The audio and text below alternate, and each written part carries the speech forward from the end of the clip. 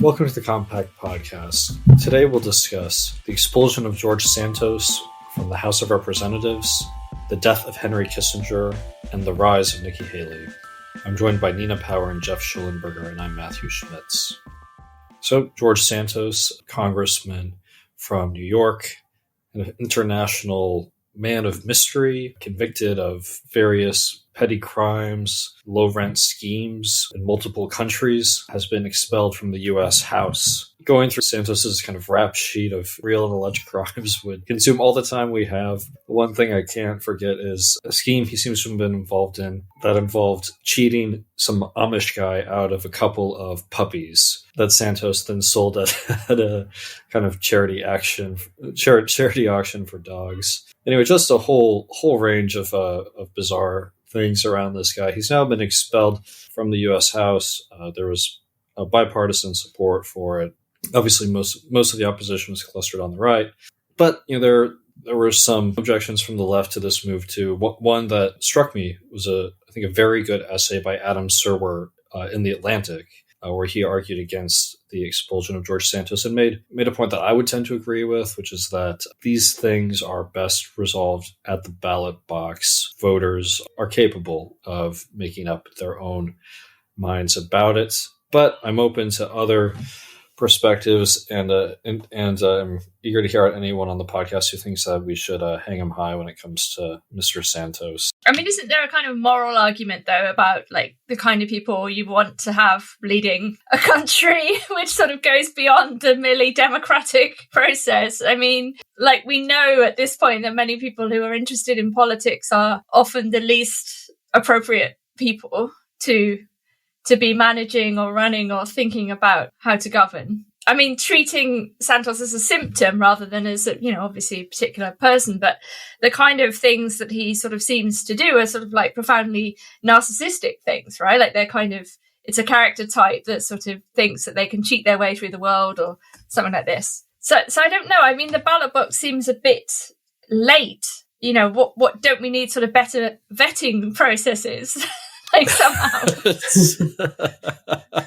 I think that's a fairly good point. So, I think he's certainly a true American original who I have to admire the sort of versatility of his, fabulations. And I admire kind of claiming you or people close to you were, Holocaust victims, Holocaust survivors, 9/11 survivors, and Pulse nightclub shooting survivors. This is really impressive stuff. The thing that it reminds me of was due to a weird incident involving some friends some years back. I sort of got interested in this phenomenon of like these sort of Munchausen by proxy cases. There are these people on the internet who will claim, who will set up these Facebook pages and websites and things like that. And it's often very similar. Like they'll claim that it's often women. They'll claim like their husband died in Iraq or Afghanistan or in the Twin Towers, and their child has some horrible form of cancer. And often it's like a whole bunch of other stuff. And they will often like lift photos of, like they'll find some picture of a veteran of like someone who actually died in Iraq or something, or someone who actually died in the Twin Towers and like claim that was their husband. It's a particular kind of grift. And it doesn't seem to be primarily motivated by money, although they do sometimes fundraise on this basis. It is really, motivated by some, desire for recognition as a victim in some sense. With Santos, it's kind of hard to quite see it that way, but it is remarkable that I suppose what's interesting in terms of his rise, the sort of weird array of fake credentials that he presented. I mean, part of them were these like stories of tragedy. This sort of, I remember this crucial moment in the 90s of Bill Clinton saying, "I feel your pain." That, on some level, there's like this political instinct of being somebody who can relate to people who have experienced tragedies. But it's like Santos is this kind of bizarre postmodern, like hyper real version of that. Where he's just turned it into this kind of currency that can just be cashed in various ways. That this sort of collection of tragedies that can be kind of cashed in as political capital. in this almost sort of absurdly, disingenuous way.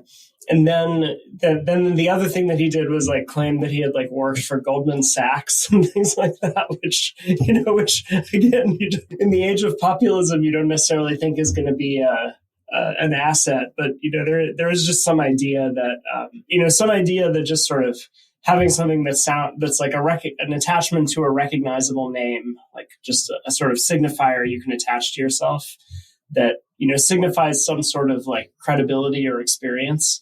And so it's like he just, relating it to these people on the internet who just kind of accumulate these like signifiers, these generally recognized sort of signifiers of suffering, and use them to create this kind of persona that can draw attention. I mean, he's strangely naive and like oddly, he's not cunning at all. He's just kind of like, he lacks any guile. So I think that's something that like I have to actually slightly appreciate about him, because he sort of turned all of these political tricks that, come out of the standard repertoire of people trying to make a political career, and just like, turned them into this, ultimately completely guileless form of deception that has no depth to it, right? That's the other thing that's kind of interesting. Like he's almost an entirely superficial figure. Like there doesn't seem to be any kind of deep story behind any of this.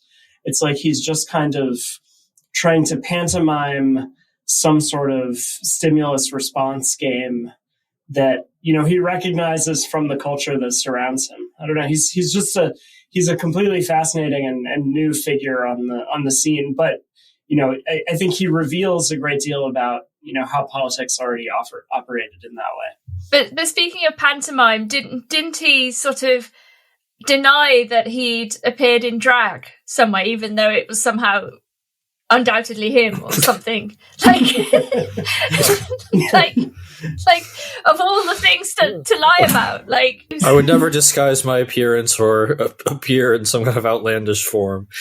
Coming soon in compact, Judith Butler on the career of George Santos. Geoff, it's a great observation about the way he's claimed to be directly or indirectly a kind of 9/11 survivor, Holocaust survivor, and a kind of school shooting survivor. It brings to mind a point that my former colleague Julia Yost, who I worked with at First Things, brought up to me at the new Ridley Scott Napoleon film, depicts the kind of victims' balls that are said to have occurred after the Reign of Terror. People who had a near relative who had been guillotined under that reign would gather together and dance with kind of special abandon, wearing a kind of unique victim's costume reflecting the kind of poverty and desperation of the preceding time. What's fascinating about the Ridley Scott film is that it's not called a victim's ball, which is just a transliteration of the French. It's instead called a survivor's ball, which is a very 2023 thing. So once there may have been victims of the terror, but now, of course, they are all survivors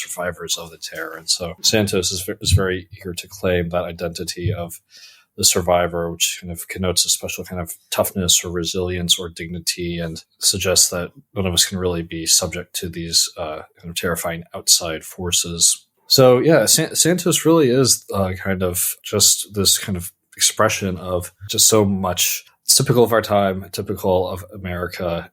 That's partly whining. I have a certain softness toward him. I mean, obviously he shouldn't be in Congress. It's just clearly the case. He shouldn't. I mean, I wouldn't let him walk my dog if I had one. I'm sure that one Amish guy wouldn't either. You've just got to have a certain sympathy for, kind of Sohrab put it.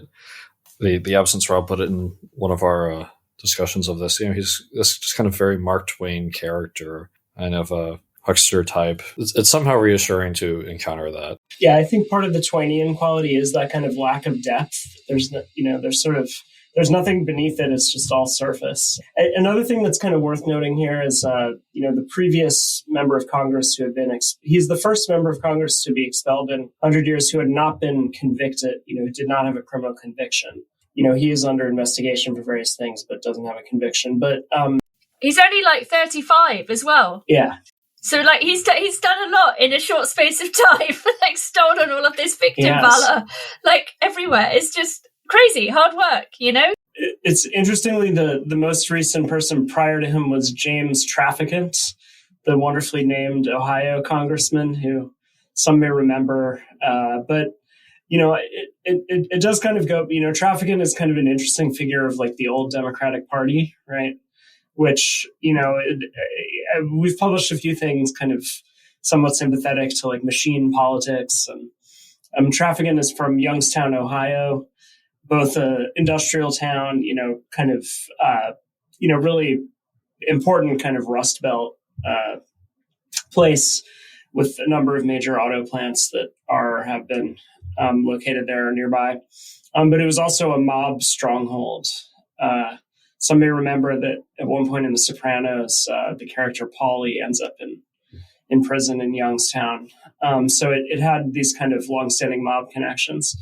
But in any case, I mean, it's kind of interesting in relation to, the things that I guess in an earlier era would have constituted an expellable offense kind of belong to this different era of politics when, you have these figures who are kind of imbricated in these political machines, that involve a great deal of graft and patronage and, associations with unsavory figures. And of course, this did involve the labor movement, Trafficant being a sort of figure of the old kind of labor affiliated Democratic Party. And so, I suppose what's kind of interesting in the contrast, like Trafficant was expelled around 10 years ago, is just, these are two very different eras of politics. And, Trafficant, his crimes were, and his ultimate, his conviction and expulsion were the price of doing business within a system, was extremely deeply baked into how American politics worked. And, Santos, I suppose you could say, there was nothing sort of necessary or, there was nothing that obliged him to do any of this. It's all completely gratuitous. And yet, you could argue that it is, in a sense, the sort of the price of doing business in the media, a politics that is fundamentally mediatized, as opposed to a politics that is kind of, behind closed doors in smoky rooms, backroom dealing, et cetera, right? The Trafficant was emblematic of, Santos, again, this kind of lack of depth, this all surface, just kind of a dealer in appearances, belongs to this moment in that way as well, right? There's nothing beneath it. It's not part of any deeper structure. It's just symptom of hyper-mediatized political world that you would have a figure like this who is just dealer of false appearances. And it's somehow parallel to whatever the name of that governor of Virginia was, Ralph Northam or something. He was to be in a yearbook photo. One character was wearing a KKK hood and one was wearing blackface. And people weren't really sure which one was him, and I guess he denied being either one. Yeah, politicians have to insist that they've never distorted their appearance in any way or put on a certain face for the world. Well, then there's Justin Trudeau, of course, the real master of appearances. I wouldn't brush away Nina's concerns entirely. Obviously, Santos represents a too indulgent attitude toward him would maybe kind of represent a kind of coarsening or of our political sensibilities. But I will admit that despite that, I tend to see it as just part of the kind of democratic carnival for the most part, and just part of the price of admission in the kind of system we have, which has its real virtues, and I think this is maybe one of its more forgivable vices. In other news, Henry Kissinger died last week at 100 years, revered by many as a kind of elder statesman of U.S. foreign policy. Advice was sought out by many and paid for by those who hired him as a consultant, which is how he made his career after leaving office. He's someone who I would see occasionally at events in New York where the high and mighty were assembled. And of course, there's the other side to the Kissinger story. He's really, I think for many, the kind of symbol of the evils of U.S. foreign policy, of its indifference to life, places like Cambodia, and its contempt for democracy when democracy doesn't produce the outcomes that American power desires, as seen in Kissinger's support for the coup in Chile. Malcolm Cheyune, a Compact's columnist, had a great column last week titled Worse Than Kissinger's Crimes. And in it, he argues that for as much as Kissinger is reviled in certain parts of the left, it's not clear that he was worse than his successors who have articulated a more high-minded idea of foreign policy. Ben Rhodes, one of Obama's foreign policy advisors, denounced Kissinger in strong terms in the New York Times. Kissinger's foreign policy record can maybe be compared to Obama's and Rhodes's in ways that are not altogether unflattering to Kissinger. Geoff, Nina, you've been following the discussion around, which has been going on for several days now. What do you make of it? It's hard not to first and foremost think about the sheer numbers of people who died as a consequence in Cambodia and East Timor and Chile and elsewhere. There is, as you say, Matthew, I agree that and with Malcolm's piece, that really this is part of a broader discussion about realpolitik, American foreign policy, American exceptionalism, the idea that, and also I suppose we shouldn't forget that this kind of idea of preemptively dealing with communism, right, like which guided the Cold War, this is really what a lot of is going on, right, in what Kissinger is trying to do, and that the idea is that, well, if we're somehow allowed to preemptively destroy what we regard as communist movement or elections, even if they are free and democratic, even if this is what people in other countries want. I think the European position on Kissinger is kind of overwhelmingly damning and critical, because maybe it's understood first and foremost as a whole series of violent and murderous sort of moves in a vision of American exceptionalism, which has done damage to many parts of the world. And it's difficult to see beyond that in the first place, even if one then tries to also understand in a more neutral way what realpolitik in the 20th century looked like and what would have happened if Kissinger had not contributed to these decisions.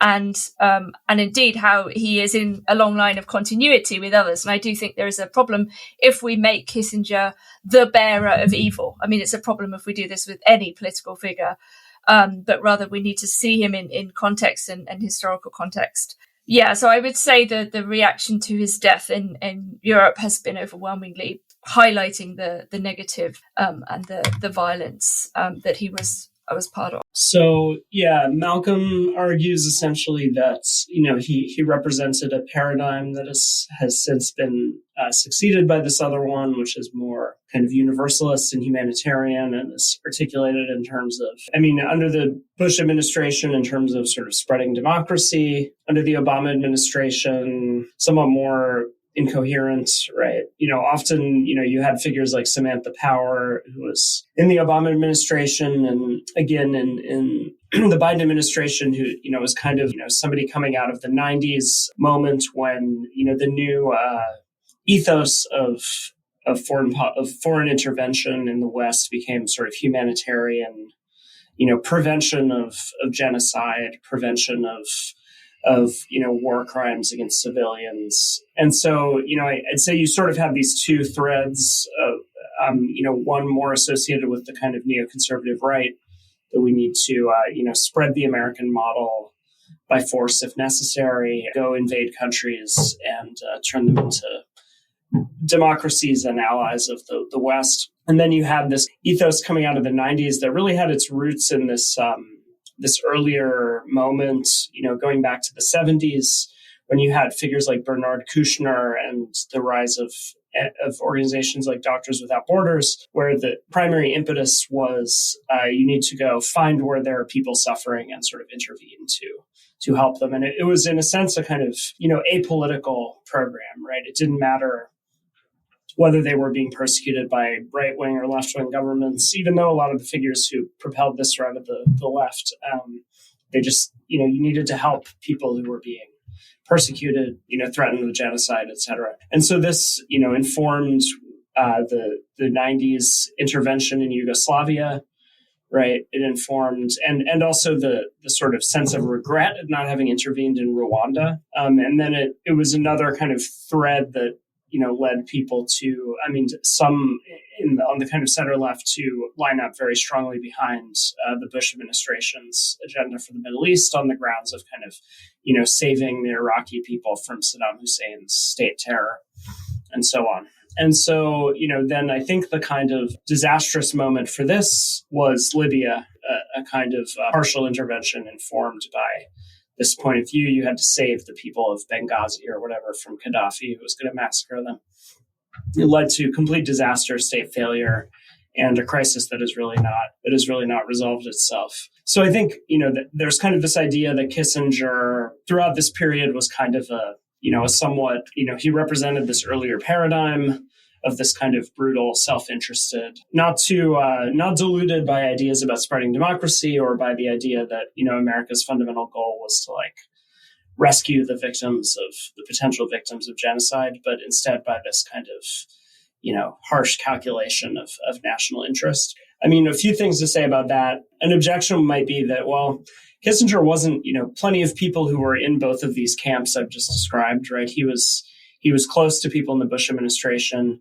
He sort of, was skeptical at first, but eventually came around to supporting the Iraq adventure.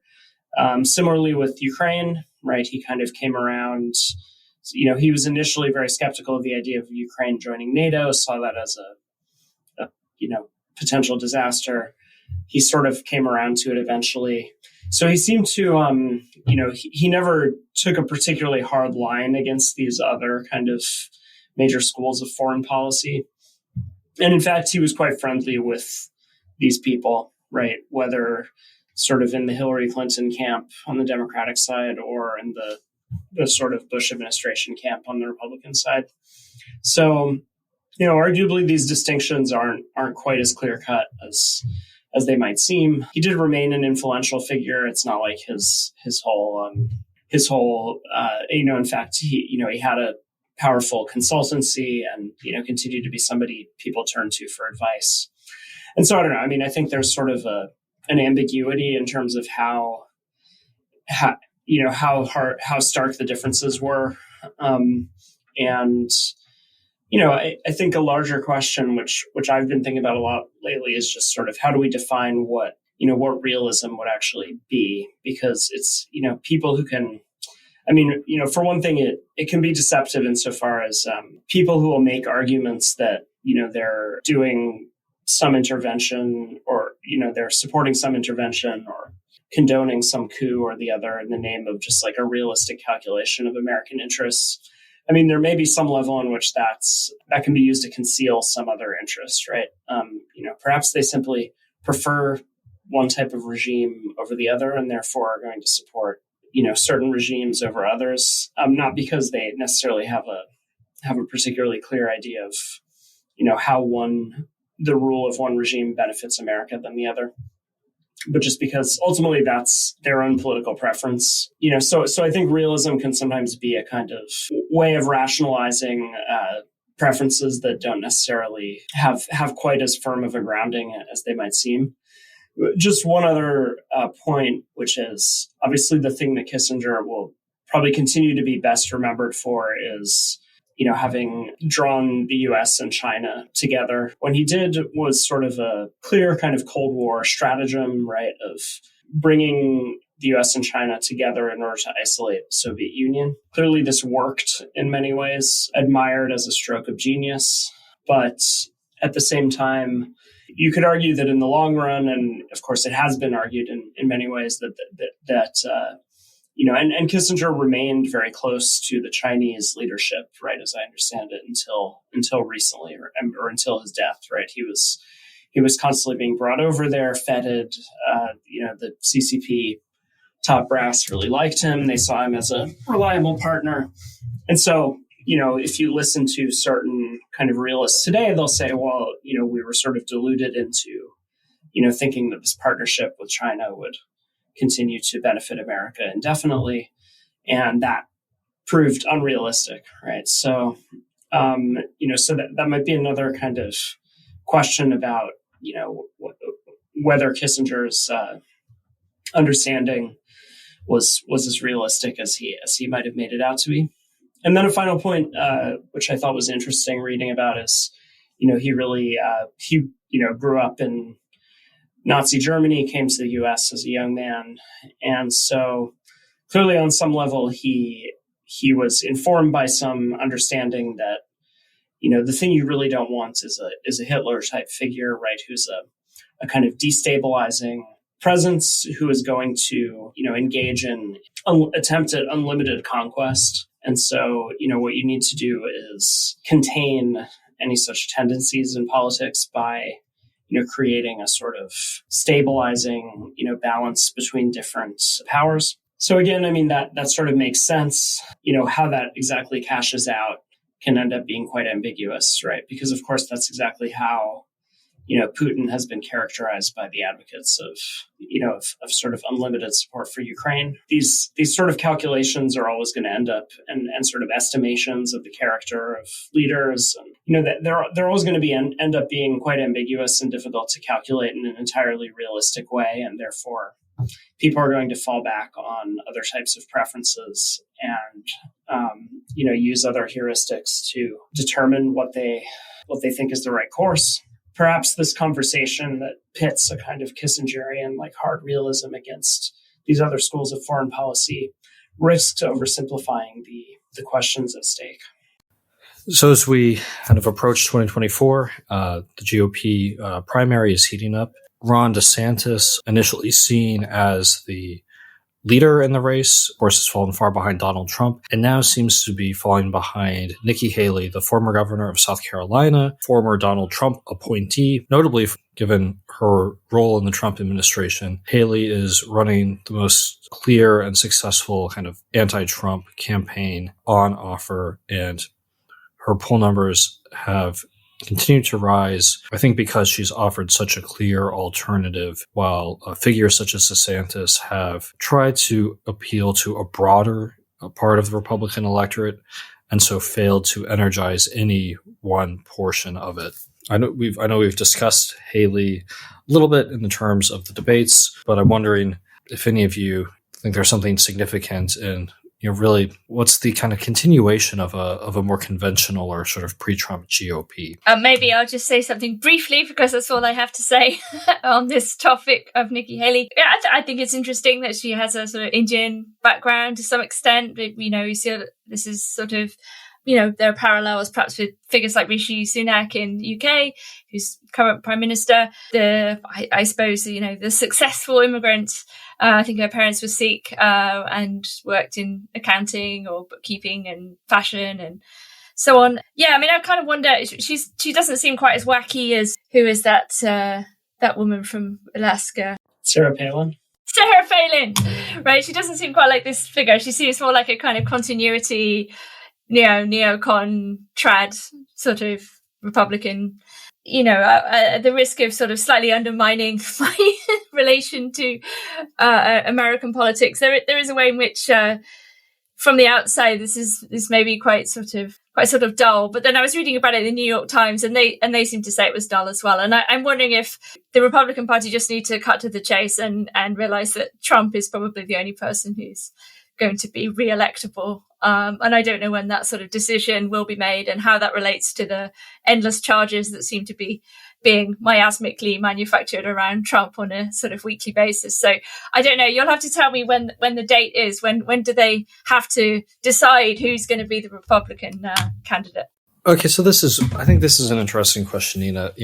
Do we just need to cut to the chase? Is there any kind of reality to this Republican primary? And I've found myself asking that recently while reading a column in Politico by Rich Lowry, the editor of National Review. Lowry argued that Chris Christie needed to drop out of the GOP primary because he was drawing votes away from other candidates who could be more viable alternatives to Trump. So the conceit of this column was that there was a possibility of another Republican defeating Trump, and so a moral imperative for a less successful anti-Trump candidate like Christie to drop out of the race.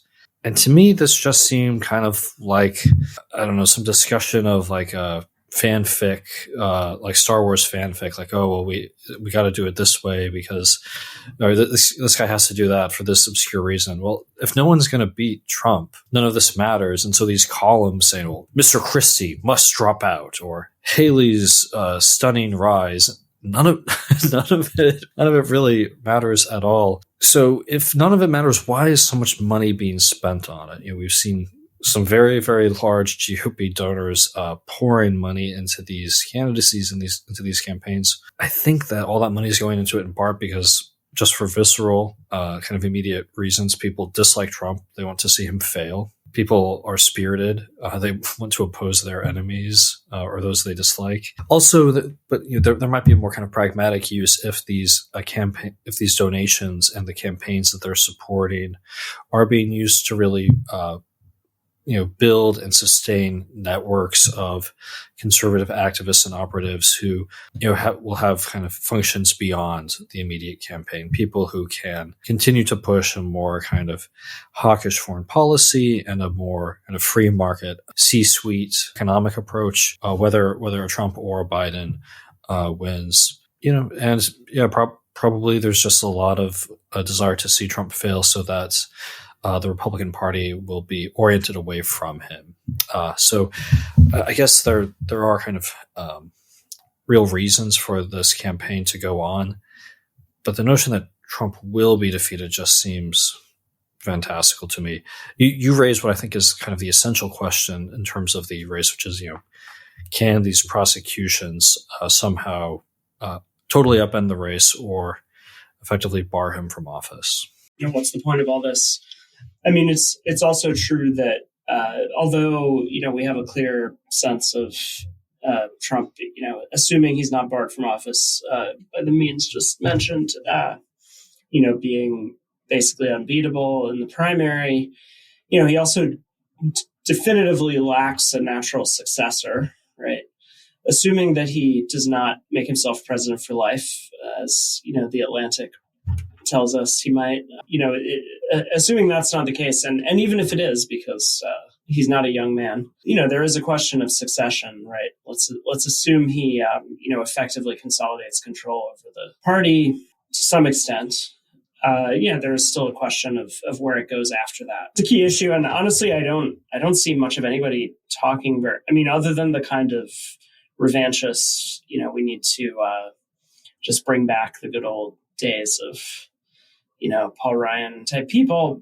I don't see people on the MAGA side talking about this very much. Like, okay, so what's the plan? Let's say you get another Trump term. Like, what's the plan after that? Is there a plan after that? And then you have somebody like Vivek, who's clearly trying to position himself as a successor figure. So it does certainly map out questions about what happens after Trump either loses next year or completes a second term.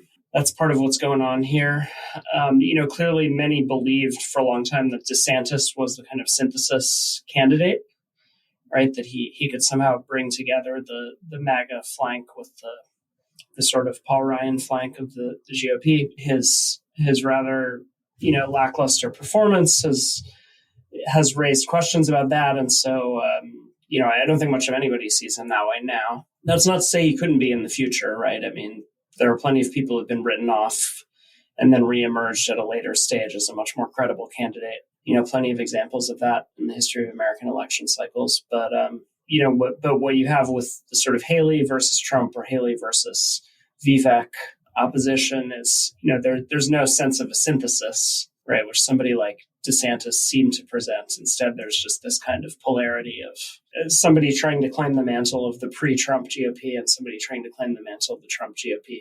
I think the question that's up in the air is there are plenty of successors waiting in the wings for the Paul Ryan GOP, but who's the success? Who's in the line of succession on the MAGA side? Electing a president who isn't a baby boomer or a member of kind of the Bush or the Clinton family is kind of hard to imagine. One thing we may, I think what you're speaking to, the kind of lack of a clear succession, maybe that reflects the nature of the kind of populist moment in which the GOP finds itself. Obviously, Trump came out of really real estate and reality TV to capture the Republican nomination. Initially, almost no one took him seriously, with maybe the exception of Ann Coulter. So, who could the next GOP nominee be? As you say, impossible to know, but it might be someone who's involved in sports or entertainment or business right now. or maybe it is a politician. I wouldn't assume that it's someone who's currently holding or seeking office. With that, thanks to you, listeners, and thanks, Geoff and Nina. Sohrab will be rejoining us soon. Go to compactmag.com, read all our content, and subscribe.